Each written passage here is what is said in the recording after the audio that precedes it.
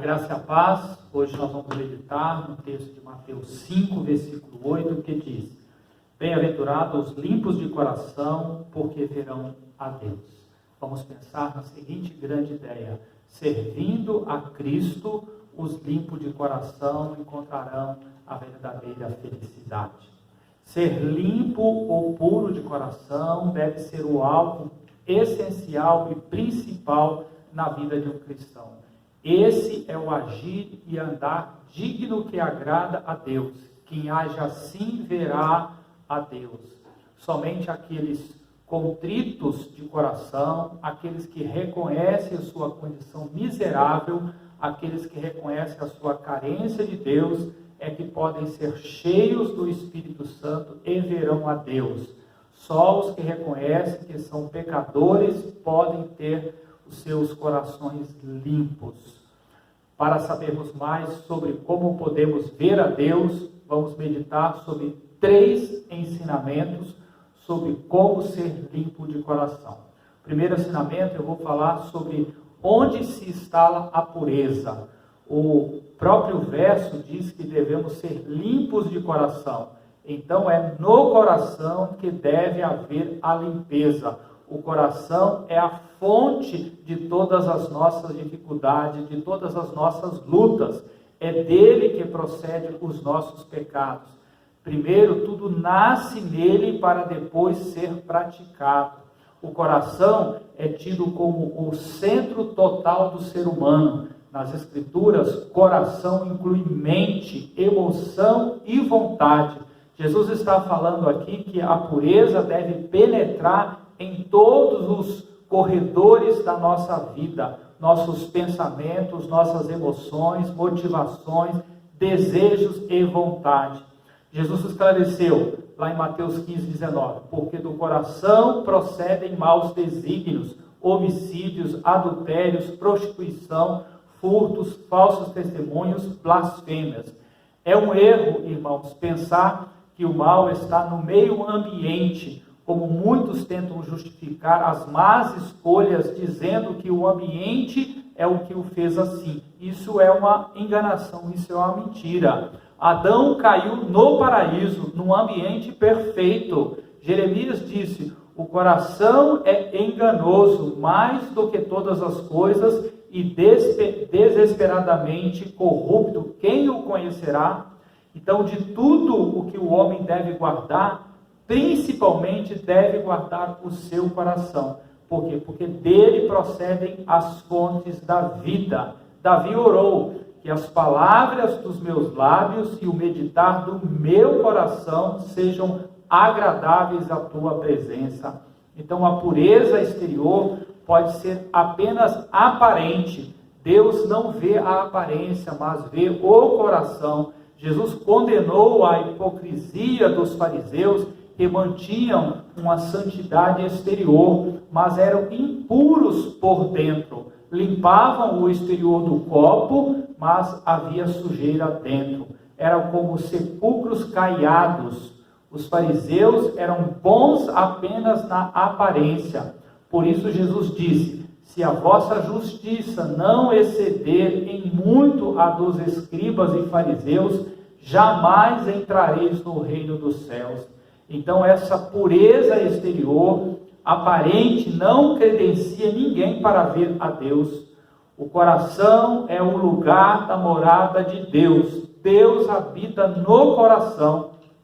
Pensando no templo construído por Salomão, se o nosso corpo é o templo do Espírito Santo, o coração é o santo dos santos, o local de mais intimidade com Deus. Deus habita com abatido e contrito de coração. Um coração puro serve a Deus com integridade. Ele se preocupa em dar bom testemunho. Quem tem o coração puro faz as coisas com sinceridade de coração, como diz minha nora. Quando seus lábios estão orando, seu coração está orando. Quando seus lábios cantam, ele está adorando de coração ao Senhor. Efésios 5,19 diz: falando entre vós com salmos, entoando e louvando de coração ao Senhor com hinos e cânticos espirituais.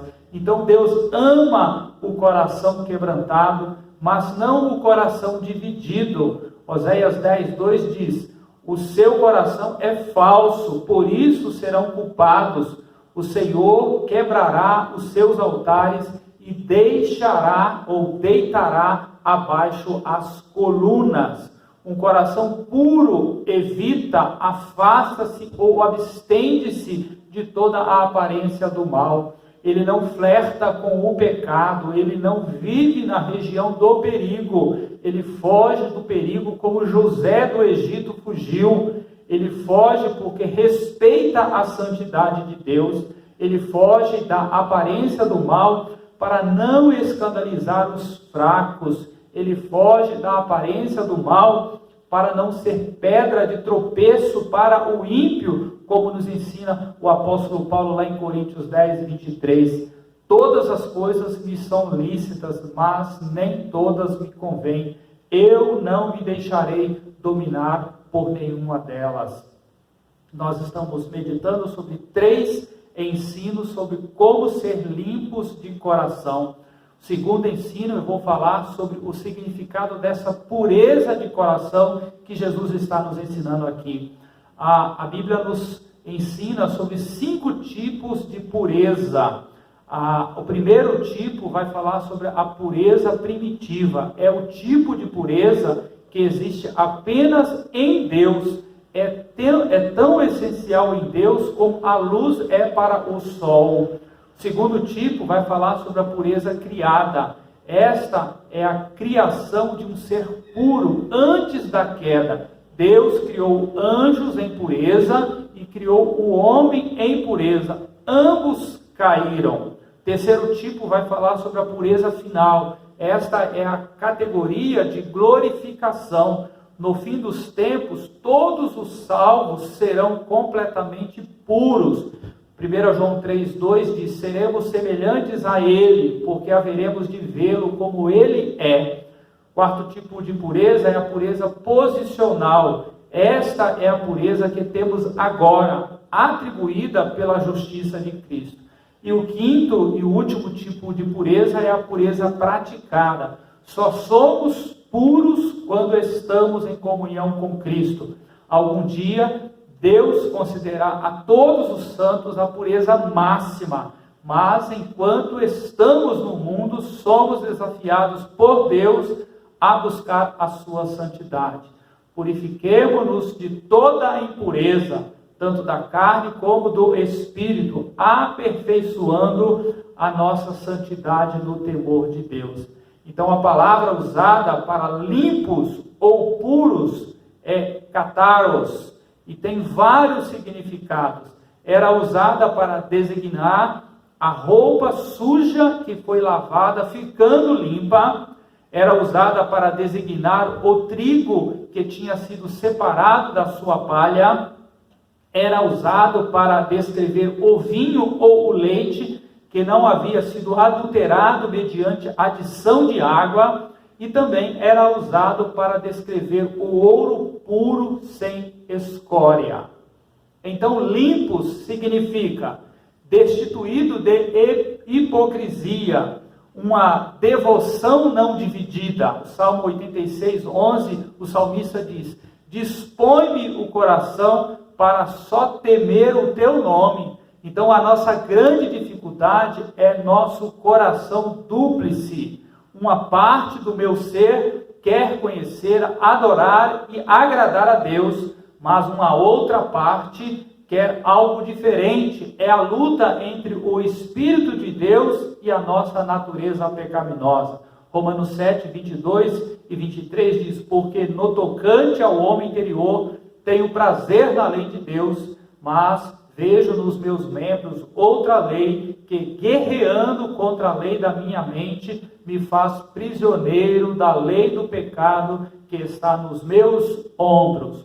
O coração limpo é o coração que não está dividido. Limpo significa também destituído de contaminação, sem mácula, puro, íntegro. buscai a santificação, sem a qual ninguém verá o Senhor. Hebreus 12:14. Devemos ter um coração puro, porque esta é uma ordem de Deus. Sede santos, porque eu sou santo, porque essa é a vontade de Deus, a vossa santificação. Pode não ser a vontade de Deus que você realize todos os seus sonhos, mas é clara vontade de Deus que você seja santo. Devemos ter um coração puro, porque a pureza é um propósito de nossa eleição.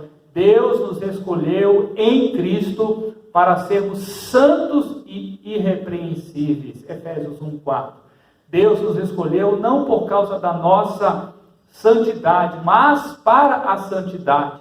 Deus nos predestinou para sermos conformes à imagem de Deus. A não ser que você seja santo, você não terá nenhum sinal da eleição divina sobre a sua vida. Então devemos ter um coração puro, porque a pureza é o propósito da nossa redenção. Se pudéssemos ir ao céu, mesmo sendo pecadores, como é ensinado por outra doutrina, que todos vão para o céu, Cristo não precisaria ter morrido lá na cruz. Cristo nos remiu, não no pecado, mas do pecado, para purificar um povo totalmente seu. Cristo morreu não apenas para nos livrar da ira, mas também para nos livrar do pecado.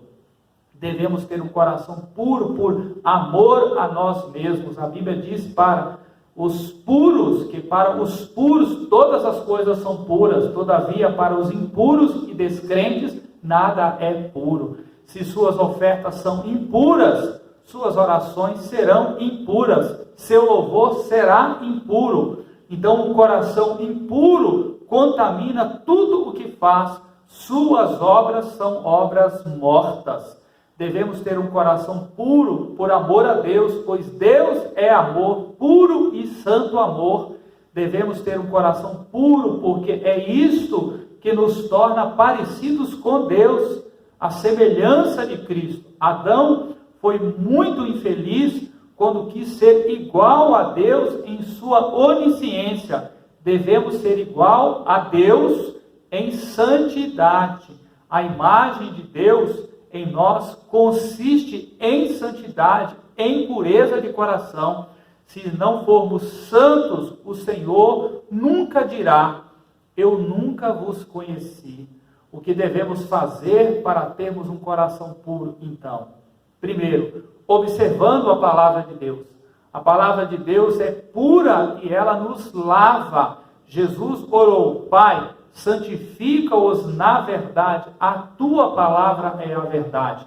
A palavra é como o espelho que mostra a nossa impureza e como a água que nos lava da impureza. Segundo, sendo sinceros de coração quanto aos nossos pecados, demonstrando arrependimento sincero a Deus. Pedro pecou negando a Jesus, mas suas lágrimas de arrependimento lavaram-lhe a alma. Terceiro, apropriando do fato que o sangue de Cristo nos purifica de todo o pecado. O sangue de Cristo é uma fonte de purificação. Seu sangue nos limpa de todo o pecado. Quarto, apropriando também da purificação do Espírito. O Espírito é comparado ao fogo. O fogo tem uma natureza purificadora. Ele refina e limpa os metais. Ele separa a escória do ouro. O Espírito também é comparado à água. A água limpa. E quinto e último, pedindo sempre a Deus por um coração puro. Jó 14:4 diz: quem pode tirar uma coisa pura de uma impura? Só Deus pode. Devemos orar como Davi no Salmo 51:10. Cria em mim, ó Deus, um coração puro. Nós estamos falando sobre 3 ensinamentos sobre como ser limpo de coração. O terceiro, eu vou falar sobre a recompensa por ser limpo de coração. A maior recompensa que um cristão tem é o fato de que ele verá a Deus nesta vida e na vida no porvir. No presente, vemos a Deus pela fé como por um espelho, mas um dia, lá no futuro, o veremos face a face, sem véu. Por mais que saibamos de todas as bênçãos no céu, livres de dor, livres de sofrimento, nossa morada eterna sem choro, a maior de todas as glórias, a maior de todas as recompensas será a visão que teremos de Deus. O veremos como Ele é, porque não haverá mais um pecado para nos impedir, irmãos, de vermos a Deus em toda a sua glória, em toda a sua plenitude.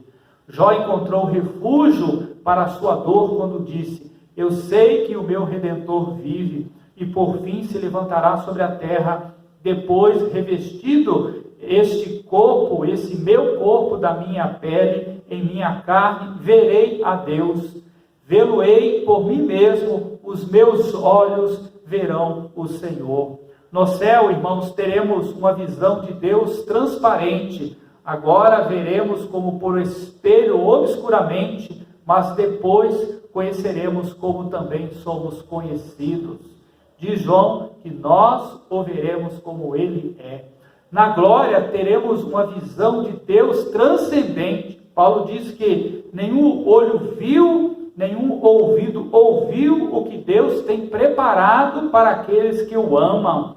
Quando João viu aquele que está no trono, lá em Apocalipse 4, ele apenas descreveu o seu fulgor, o seu brilho. As palavras não podiam descrever a magnitude daquela revelação. Quando Jesus foi transfigurado, seu rosto brilhava como o sol e sua roupa como a luz. Todas as luzes do sol e das estrelas serão apagadas diante da glória do nosso Deus. No céu, nossa visão de Deus será transformadora. João diz: sabemos que quando Ele se manifestar, seremos semelhantes a Ele, porque haveremos de vê-lo como Ele é. Os remidos serão transformados na glória, por sermos coparticipantes da natureza divina, receberemos um corpo de glória, semelhantes ao corpo de Cristo Jesus. Na glória, nossa visão de Deus será de profunda alegria. Fizestes-me conhecer os caminhos da vida, encher-me-ás de alegria na tua presença. Atos 2:28. Então, na presença de Deus, há plenitude de alegria, delícias perpétuas. Se já agora, não vendo a Deus, podemos exultar com alegria indizível e cheia de glória, imagine, irmãos, a alegria de estarmos com Deus, vendo a Deus face a face por toda a eternidade. No céu, teremos uma visão encantada de Deus. O filho perdido sentiu-se entediado da casa do Pai. Adão e Eva queriam algo mais do que a beleza de um jardim. Salomão não satisfez sua alma com os prazeres, riquezas e fama deste mundo. No céu jamais ficaremos entediados de ver a Deus.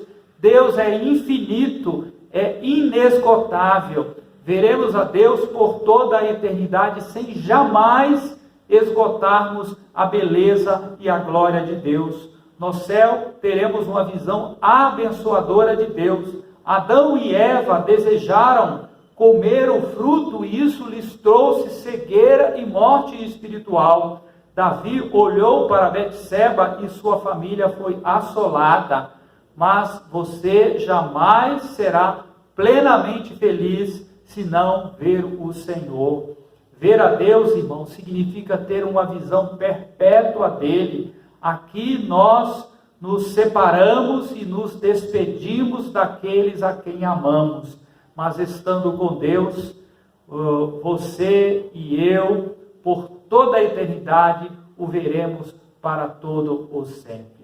No início dessa mensagem, eu citei a grande ideia, dizendo que servindo a Cristo, os limpos de coração encontrarão a verdadeira felicidade. Encontrarão a verdadeira felicidade por terem se esforçado nessa vida, se privado nessa vida, para terem um coração limpo, um coração puro, um coração santificado. Dessa forma, receberão uma gloriosa herança. Mais do que tesouros, mais do que glórias humanas, nossa maior recompensa será o próprio Deus estar na sua presença. Ele é o maior do que qualquer coisa, do que qualquer prazer nessa vida, do que qualquer bem nessa vida. Ele é a nossa herança. Teremos a Deus, veremos a Deus por toda a eternidade. Oh, que dia glorioso será esse, meus irmãos! O contrário, receberá não uma recompensa, mas uma terrível sentença. Aqueles que têm o coração impuro não verão a Deus. Sem santificação ninguém verá o Senhor. Aqueles que se recusarem a serem lavados no sangue do Cordeiro serão banidos para sempre da face do Senhor e viverão para sempre nas trevas exteriores, onde há choro e ranger de dentes, tudo oposto ao que teremos no céu. Se você não tem um coração puro, Deus pode purificar o seu coração. Ele pode dar-lhe um novo coração e fazer de você uma pessoa feliz, bem-aventurada. Basta crer em Cristo, confiando sua vida a Ele, sujeitando a sua vida à sua palavra. Faça isso agora mesmo, meu querido que nos ouve. Que Deus vos abençoe, que você escolha ter um coração limpo para ver a Deus e ser alguém realmente bem-aventurado, alguém feliz. Amém.